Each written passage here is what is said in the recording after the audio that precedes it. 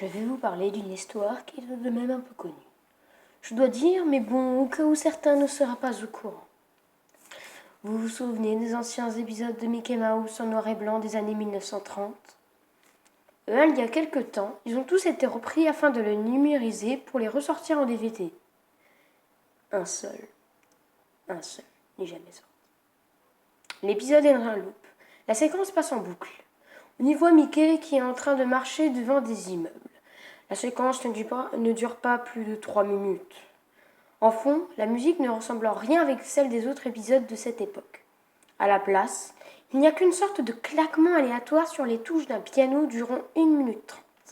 Puis, il y a du bruit. Après tout cela, l'épisode se coupe et laisse place à un fond noir. À part la musique, il y a quelque chose d'autre et d'étrange. En effet, on y voit Mickey de façon bizarre. Il n'est ni joyeux, ni dansant, ni souriant comme à son habitude. Il marche sans s'arrêter en tournant la tête de gauche à droite.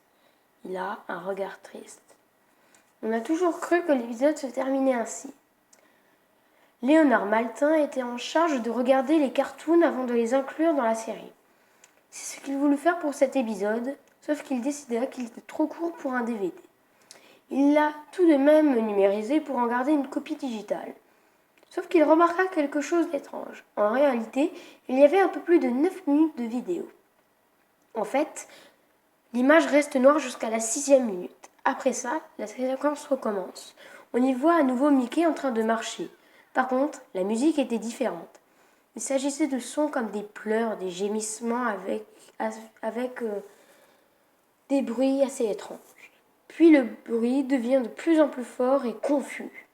C'est à partir de ce moment que l'image devient bizarre. Mickey marche en ondulant, une démarche totalement impossible pour lui. Petit à petit, son visage change et laisse place à un espèce de sourire assez malsain. À la 7e minute, ce qui ressemblait à être des gémissements se transforme en hurlements horribles et l'image devient de plus en plus sombre.